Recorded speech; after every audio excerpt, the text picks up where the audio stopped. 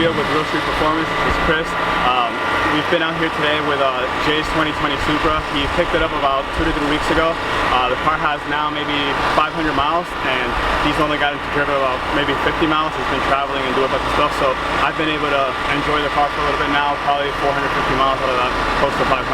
I can say at this point that I think I probably made more hits in this platform than anybody else. I mean, I've been dragging this thing literally almost every day. I know, bone stock with me, like literally, off the showroom floor, I got it to go 1252 at 109. I got a bunch of 12.5, 12.6s. I mean, a bunch of passes on these things. So, in Florida weather, that's what it'll run. I wish I would have given Chris the car at the time to see what he could get out of it on the street. It's a 100-pound difference between both of us, so I would assume it could probably go 12.4. The magazine's called 12.3.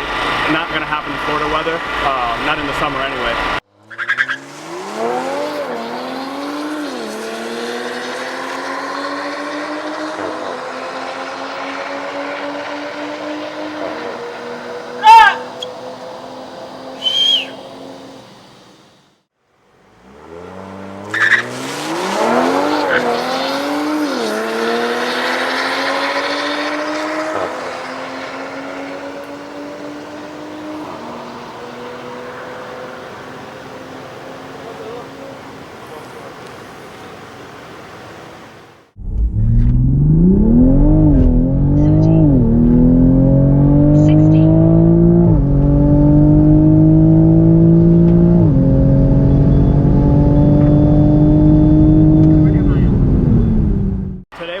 Because we just did a flash. We weren't able to come to the track bone stock, unfortunately, because the track was closed, just due to improvements. We got the car recently tuned by Hydra Motorworks. They were able to do a flash on the car, flashing directly to the stock ECU, and they were able to pick up 68 to the wheels.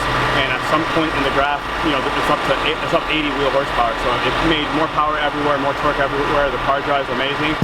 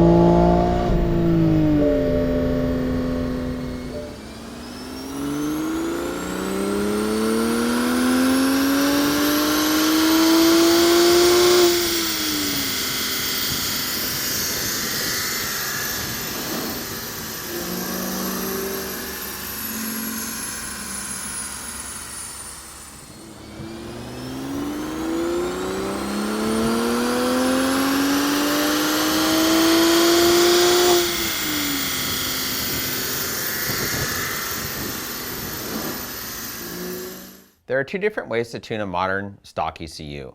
You can write a tune and flash it directly to the ECU, or you can use a piggyback box that plugs in line on some of the sensors like the manifold pressure sensor and tricks the ECU into thinking that there's a different boost level in the engine.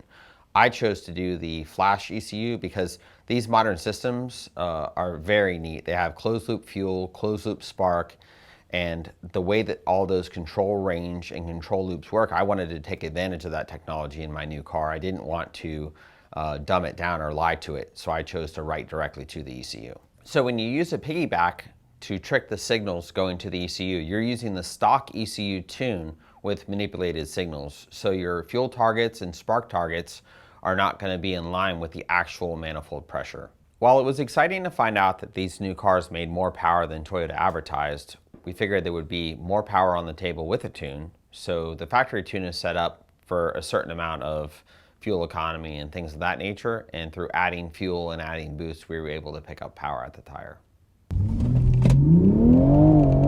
30, 60,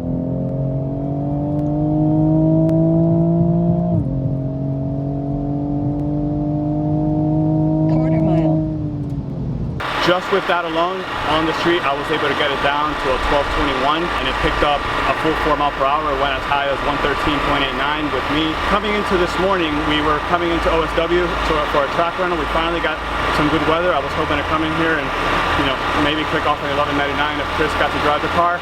Fortunately, whenever we got here, because of all the bad weather, the track had timing equipment fail because of the lightning. Right now, only the ET is working, nothing else is working, no mile per hour. Unfortunately, we weren't even able to test the car until it got pretty hot outside, and by then, I knew we weren't going to be able to do what we wanted. He did get the car to go 12-12, so I'm pretty happy with that. That's a good improvement for stock, but I know that we can do better. We'll continue as the weeks progress, and in a couple hours, I'm going to give Jay back his car, and hopefully we'll be able to hear his thoughts. We've gone ahead and loaded the flash tune in it, so this is just going to be first driving impressions with the car's first modification. So we're going to take it for a spin and see how much different it feels seat of the pants.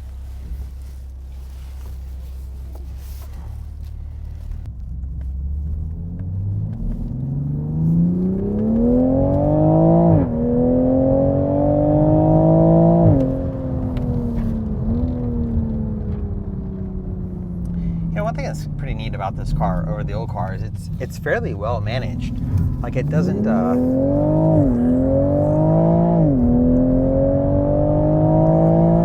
require a lot of driver. Like you can drive the car spirited, and because of the stability control and all that stuff, you'd have a hard time crashing one of these things. One thing that's really, you know, strikes me as kind of a welcome change over the M3 that I was driving is the ride quality of this car is really much more comfortable. If you've read about the M3, the ride quality, you know, people pick on it for being a harsh ride quality. This car is really smooth. It's nice. So, from a stop.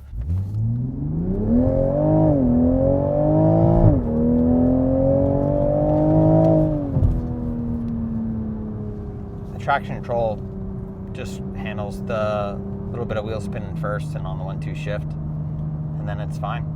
A couple of the reviews that I've watched online talk about the transmission and the exhaust note. I think that they really did a nice job with that.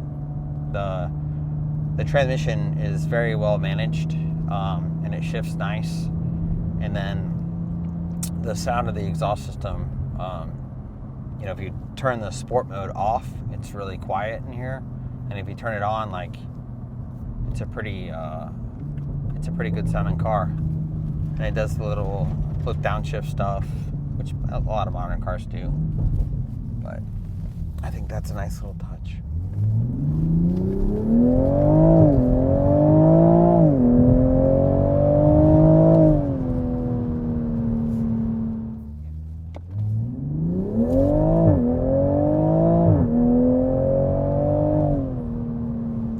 It's definitely faster with the flash. I mean, what you see on the dyno is pretty impressive gains, and it does it, if you look at the dyno sheet, it's still a nice clean dyno sheet, like it's not being pushed too hard.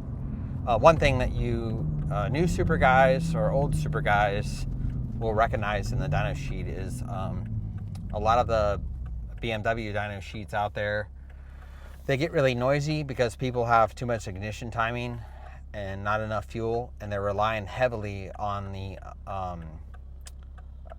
adaptive spark, which works really quickly with the cylinder pressure sensor. You know, the coil's kind of a cylinder pressure sensor on this car, and then it has NOx sensors. So in an old NOx system, things happened with NOx control, but they happened slower. So you'd see a dyno sheet that the car was making good power, and then the power went down a bit and never picked back up. That's an old style NOx control system, whereas this style NOx control system will add and subtract spark per cylinder very quickly. And if you have too much ignition timing as a base, or not enough fuel as a base, the dyno sheet will be really noisy, really jumpy up and down, because the computer is feeding and pulling ignition timing very quickly. So one of the things that this Flash will offer is just a reliable tune-up. Yeah, well, we plan to do a lot as the market changes. Obviously, you know, everyone is paying attention to it. No matter what people say about the car definitely is getting attention, and there are a lot of people interested to see how it does. I think the platform is going to be really good, and I look forward to seeing how the next couple of months go.